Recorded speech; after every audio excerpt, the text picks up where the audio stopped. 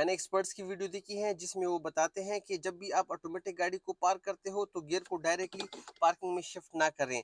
ऐसा करने से गाड़ी का पूरा वेट गियर पे आ जाता है, गियर स्टक हो जाता है, गियर से साउंड आता है और गियर खराब हो जाता है।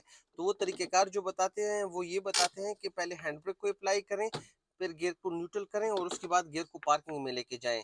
यहाँ वो एक पॉइंट को मिस करते हैं, आए आपको वो पॉइंट दिखाते हैं।